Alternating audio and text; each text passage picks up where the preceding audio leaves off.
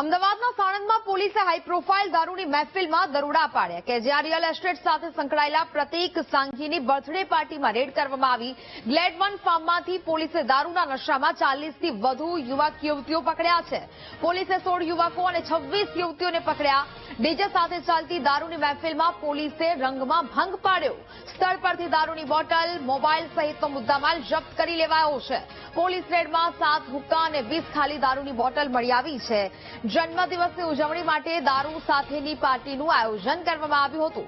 પોલીસે પ્રતીક સાંઘીની પણ ધરપકડ કરી લીધી છે અને હવે આ સમગ્ર મામલે કાર્યવાહી થઈ રહી છે।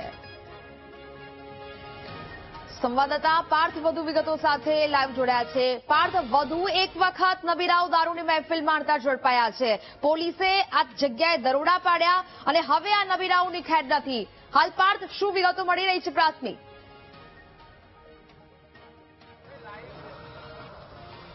જીને ચોક્કસથી જે રીતની વાત કરવામાં આવે તો ગઈકાલે મોડી રાત્રે 12 વાગ્યાની આસપાસ સાણંદ પોલીસને એક માહિતી મળી હતી। માહિતી એટલી પાકી હતી કે ચાંગોદર અને અન્ય પોલીસ સ્ટેશનની પણ મદદ લેવામાં આવી હતી અને 100 થી વધુ પોલીસ કર્મચારીઓ દ્વારા સાણંદ પાસે જે નાની દેવતી ગામ આવેલું છે ત્યાં ગ્લેડ 1 આ રિસોર્ટ આવેલો છે। આ રિસોર્ટની બહારના તમે દ્રશ્યો જોઈ રહ્યા છો। આ રિસોર્ટની અંદર જ એક દારૂની ભવ્ય પાર્ટી ચાલતી હતી અને સાણંદ પોલીસ દ્વારા રેડ કરવામાં આવી હતી। મહત્વની વાત કરવામાં આવે તો અસલાલી અને ચાંગોદર પોલીસની મદદથી મોટી દેવતી નાની દેવતી પાસે આવે ગ્લેડ 1 રિસોર્ટ ખાતે રાત્રેના 1 વાગ્યાની આસપાસ રેડ કરવામાં આવી હતી અને લગભગ 80 થી વધુ નબીરાઓને ઝડપવામાં આવ્યા હતા। જેમાં 39 લોકોના જે બ્રેથ એનાલાઇઝર ટેસ્ટ કરવામાં આવ્યા હતા તેમાં તેઓ દારૂ પીધેલી પરિસ્થિતિમાં જોવા મળ્યા હતા, જેથી તમામ લોકોની ધરપકડ કરીને કાયદેસરની કાર્યવાહી કરવામાં આવી છે। મહત્વની વાત કરવામાં આવે તો પોલીસે રેડ દરમિયાન 20 જેટલી ખાલી બોટલ મળી છે। આ ઉપરાંત 7 જેટલા હુક્કા અને 5 સીલપેક બોટલો દારૂની પોલીસને અત્યારે હાલમાં મળી છે। તમામ આરોપીઓ વિરુદ્ધ કડક અને કાયદેસરની કાર્યવાહી કરવામાં આવી છે। પોલીસ કેસ પણ દાખલ કરવામાં આવ્યો છે। મહત્વની વાત કરવામાં આવે તો પ્રતીક સાંધી કે જેણે આ પાર્ટીનું આયોજન કર્યું હતું, તેને બર્થડે પાર્ટી ઉપર આયોજન કર્યું હતું, તેઓ અમદાવાદમાં રિયલ એસ્ટેટ સાથે સંકળાયેલા છે અને અમદાવાદના સેટેલાઇટ શિવરંજની વિસ્તારમાં તેઓ રહે છે। આ ઉપરાંત જે પણ 39 લોકો જે અહીંયા જે પકડાયા છે તે તમામ 39 લોકો અમદાવાદના તેમના મિત્ર વર્તુળ અને રિયલ એસ્ટેટ સાથે સંકળાયેલા હોવાનું પણ સામે આવ્યું છે। ત્યારે કહી શકાય કે તમામ લોકો વિરુદ્ધ કડક કાર્યવાહી પોલીસ દ્વારા કરવામાં આવી છે।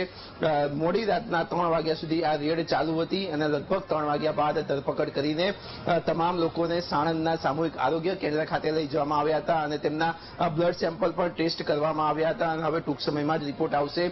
મહત્વની વાત કરવામાં આવે તો ગુજરાતમાં જે રીતની દારૂબંધી છે તે દારૂબંધીના લીધે અમદાવાદના સાણંદમાં ઉડ્યા હોય તેવી સ્પષ્ટ પરિસ્થિતિ ઊભી થઈ છે। તમામ લોકોની ધરપકડ કરવામાં આવી છે। જે મહિલાઓ છે તેમને અત્યારે છોડી દેવામાં આવી છે, જામીન ઉપર મુક્ત કરવામાં આવ્યા છે, પરંતુ જે અત્યારે પુરુષ છે એટલે કે જે યુવાનો છે તે તમામ યુવાઓની અત્યારે ધરપકડ કરાઈ છે। લગભગ યુવાઓની ઉંમરની વાત કરવામાં આવે તો 30 થી 35 વર્ષની આસપાસના તમામ લોકો સામે આવ્યા છે। જી નેહા, બિલકુલ દીપાળ, પરંતુ આ દારૂનું જે દૂષણ છે યુવાઓને બરબાદ કરી રહ્યું છે। આ તો એક વિસ્તારની વાત થઈ કે જ્યાં અહીંયા પોલીસે દરોડા પાડ્યા, રેડ કરી અને ત્યારબાદ આટલી મોટી મહેફિલ માણતા યુવાનો છે તે ઝડપાયા છે। આવી તો અમદાવાદમાં અનેકો જગ્યા છે કે જ્યાં આ પ્રકારની હાઈ પ્રોફાઇલ મહેફિલો છે તે યુવાઓ માણતા હોય છે।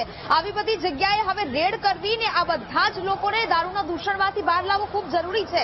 ગુજરાતમાં મોટી મોટી વાતો કરવામાં આવતી હોય દારૂબંધીની, તો પછી કોઈ કડક કાર્યવાહી કેમ નથી થઈ રહી? કારણ કે આજની જે યુવા પેઢી છે તે આ બધી તરફ હવે આકર્ષાઈ રહી છે, આ બધી તરફ જઈ રહી છે, એટલે કે આપણા સમાજ માટે આ ખૂબ ચિંતાનો વિષય કહી શકાય। પાર્થ,